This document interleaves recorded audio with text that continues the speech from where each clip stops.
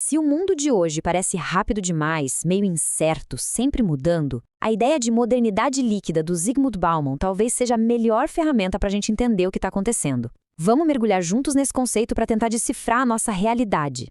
E para começar, Bauman já nos joga uma pergunta, que ele pega emprestada de Paul Valéry. Será que a mente humana consegue dominar aquilo que a própria mente humana criou? Essa questão, no fundo, captura o grande dilema da nossa época e é o pontapé inicial perfeito para a gente entender a modernidade líquida. Então, o segredo para entender o Bauman está todo nessa metáfora aqui. De um lado, a gente tinha o que ele chama de passado sólido. Pense em estruturas firmes, instituições que duravam, identidades que pareciam fixas.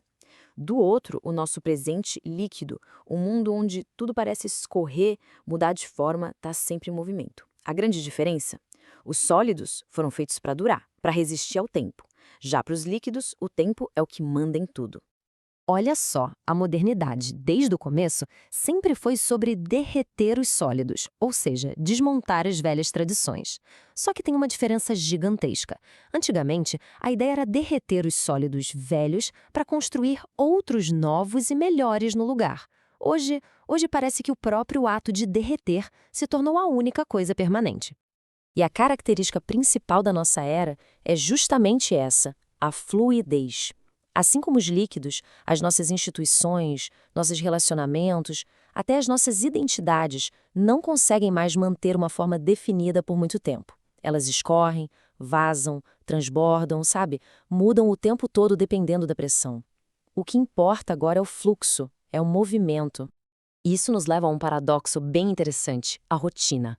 O sociólogo Richard Sennett mostra que os hábitos que antes davam uma sensação de segurança, hoje são vistos quase como um defeito.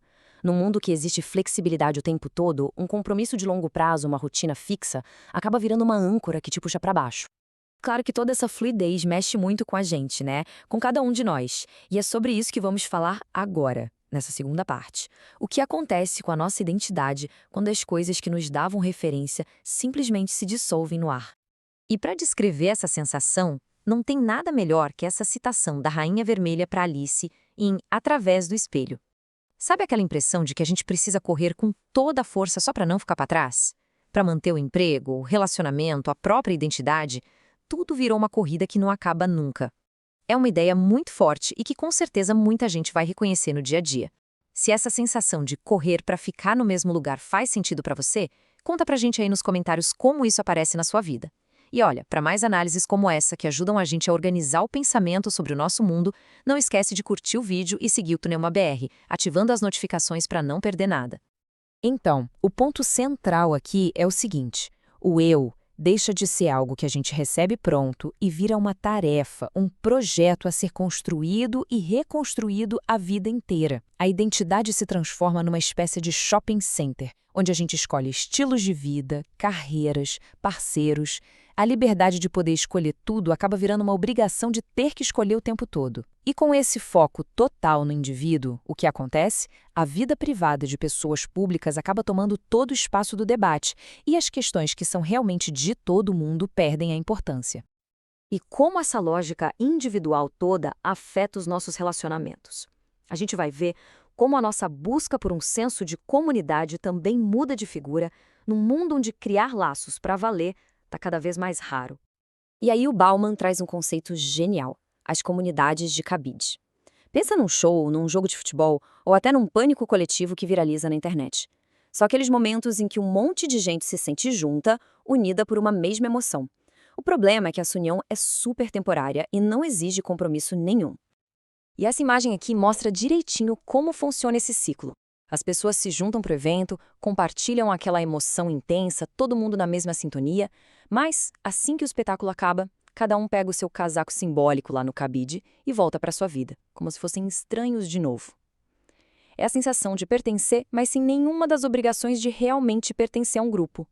Mas não é só isso. A modernidade líquida também bagunça duas coisas que pareciam super estáveis na nossa vida: a nossa percepção de tempo e de espaço. Ela comprime os dois de um jeito que nunca vimos antes. Vamos voltar um pouquinho?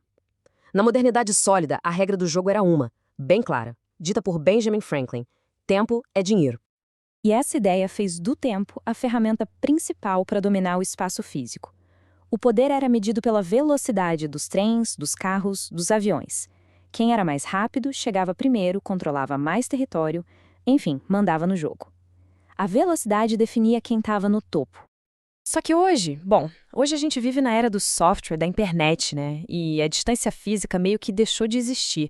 A comunicação é instantânea, o tempo não precisa mais lutar contra o espaço. E o que acontece com isso?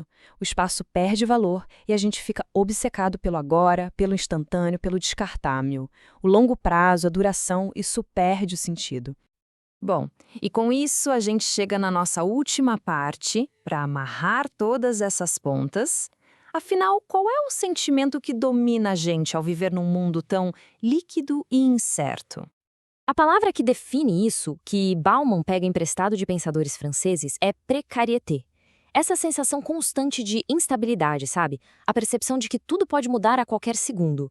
O emprego, os relacionamentos, o futuro. Essa vulnerabilidade se espalhou por todas as áreas da vida e se tornou, talvez, o sentimento central da nossa época. E para a gente fechar, fica aqui uma provocação final do Bauman. Será que essa condição toda, essa instabilidade, é uma fatalidade? Algo inevitável, que simplesmente acontece com a gente? Ou será que é um destino? Algo que mesmo nesse mundo líquido a gente ainda pode tentar moldar? A resposta que a gente dá para essa pergunta pode mudar completamente o jeito que a gente navega nesse fluxo todo.